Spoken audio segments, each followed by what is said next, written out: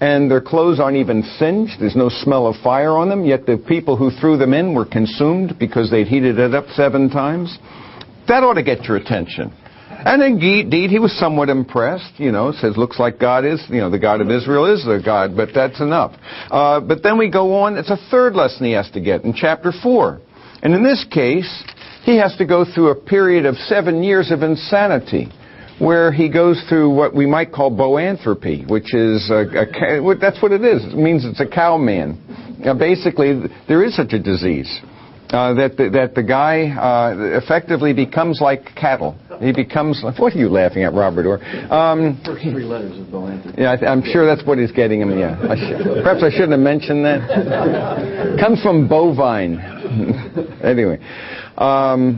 But the idea, there's lycanthropy, people thinking they're wolves. There's avianthropy, people thinking that people can think they're all kinds of things. At any rate, God takes his sanity from him and warned him in advance that, look, if in fact you do not humble yourself and acknowledge that God is the one who reigns over all, then you will in fact lose your kingdom and you will become mad.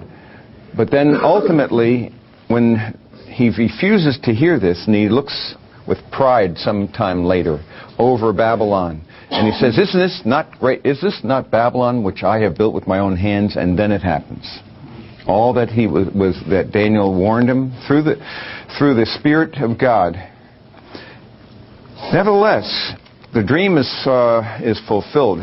So after that period of time, 7 years, his sanity returns.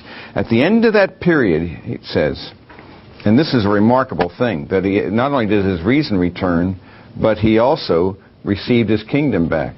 Which makes me suspect that Daniel may have been involved somehow in his position of authority to somehow hold the kingdom to get together. The fact that there wasn't some kind of a takeover is astounding in that time. And Daniel was given a position of great authority, and I believe held the kingdom together for that time. But he says, "My reason returned to me, and I blessed the Most High, and praised and honored him who lives forever." This is chapter 4, verse 34. "For his kingdom is an everlasting dominion. His kingdom endures from generation to generation. All the inhabitants of the earth are accounted as nothing, but he does according to his will in the host of heaven and among the inhabitants of earth. And no one can ward off his hand or say to him, 'What have you done?'" And so he recognizes then, at the very end, when it says, "At that time my reason returned to me, and my majesty and splendor were restored to me, for the glory of my kingdom, and my counselors and my nobles began seeking me out. So I was reestablished in my sovereignty, and surpassing greatness was added to me." But this time he got the lesson. "Now I, Nebuchadnezzar, praise, exalt, and honor the King of heaven. For all his works are true, and his ways just, and he is able to humble those who walk in pride." That's quite a word, isn't it? This is a powerful man. And he finally comes to the realization that God, the God of heaven and earth, who is the God of Abraham, Isaac, and Jacob, is the God, in fact, who is able to humble those who walk in pride. He exalts and honors him. I believe that those are the words spoken by a man who came to truly know God, which means if that's true, you'll see Nebuchadnezzar in heaven. Yes? This Daniel is more apocalyptic than it is prophetic. What's the difference between apocalyptic and prophetic? Apocalypse means revealing or declaration, and there's an overlap. The prophetic aspect, the apocalyptic dimension has to do with the overthrow of nations and through major turmoil that happens on the earth. And Daniel certainly does that, as does Revelation. But there's a prophetic dimension as well, where he's not only looking at that, but he's anticipating prophetically what will happen with his people. And so he gives a word to the people. And in Daniel 2 through 7 looks at history from the standpoint of the Gentiles and uses Aramaic, interestingly enough, to do that, which was the language of the Gentiles. But then he switches back to Hebrew in chapter 8 and goes into chapter 12, because there he's looking at history, same nations, but now through the perspective of the people of God, Israel. So he goes back to speaking in Hebrew. The point behind it all is that God is sovereign. He raises up kings, He deposes kings, no one can question what He does. And this is extremely important because if He's sovereign, if He foresees things, if He is in control, it means that things are ultimately occurring for a purpose that we cannot always see.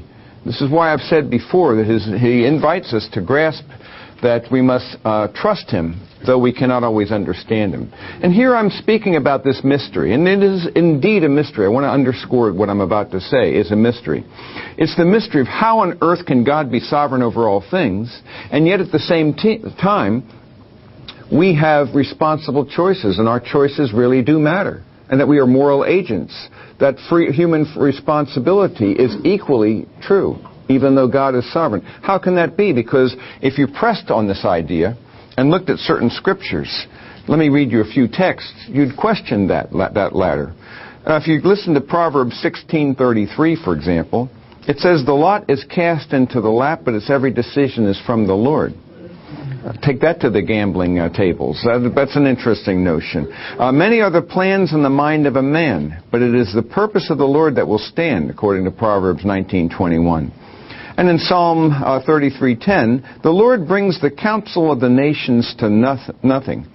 He frustrates the plans of the people. And then in Isaiah 46:10, the Lord declares the end from the beginning, saying, "My counsel shall stand, and I will accomplish all my purpose." Does this mean we're pawns? Is this kismet? Fatalism? Determinism? No. The Scriptures invite us to embrace a tension, and there are a number of tensions in Scripture. And one of those tensions we must embrace, though we cannot fully grasp it, is the tension between God's sovereignty and human responsibility. Both must be affirmed. And there are many such tensions. The mystery of the Trinity is such a tension, that God is one. He is one person, one being, but He consists of three co-eternal and co-equal persons who are all fully God but not each other. Now, I just said something I can't comprehend, nor can you. No one can grasp that. Or how can Jesus be fully God and fully man? The mystery of His working with time, that He is in all times, and with Him a day is as 1,000 years, and 1,000 years is as a day. Which means, effectively, you could well say then, with Him, 1,000,000,000 years is as a microsecond, and a microsecond is like 1,000,000,000 years. What's the ultimate extent of that one? Well, with Him, an infinitesimal moment is like an eternity. But at the same time, that was my little fanfare. At the same time, see, it was a moment of drama. That's what that was. A moment of drama, an eternity. But yeah, you got to make something with this. But at the same quote time, because we're not dealing with time anymore, eternity to Him, all of eternity, He sees in a present glance. He's the eternal now. He sees all things at a present glance. This has a good deal to do with the mystery of God's sovereignty and human responsibility. In the mystery of God, He sees all things together. There never was another plan, and I believe He's incorporated our choices in the fabric of His eternal plan. And there's a deep mystery about how that can be. But I have to affirm that these things go beyond me. By the way, going the other side for a minute, just as God sees all things in a present glance, every moment for Him is an eternity. That accounts for why He can hear all our prayers at once. He has eternity in this moment to hear all your prayers and to be concerned about each one of us. You ever fly over a city at night and you see all those lights and you know that they represent houses? How on earth can He be concerned about all those people? He's got all the time in the world. In every moment He has forever. He knows every heart and knows us through and through and loves us. It's incomprehensibly large. But the more we stretch our minds, the better we will be, because we will begin to realize with a big God you have small problems. With a small God you have big problems. Do you understand? It's a question of your point of view. The bigger you can stretch your vision of the living God, the greater you will grasp the possibility of trusting in Him and realizing that He ultimately will do all things well. And I think this is a very healthy thing. I think there was a question before, but I may have missed. Robert, did you have a question earlier? Okay, I thought someone did. Any comments so far? Actually, he did. He's making one of your pithy comments. Something. Give us something that's tersely cogent.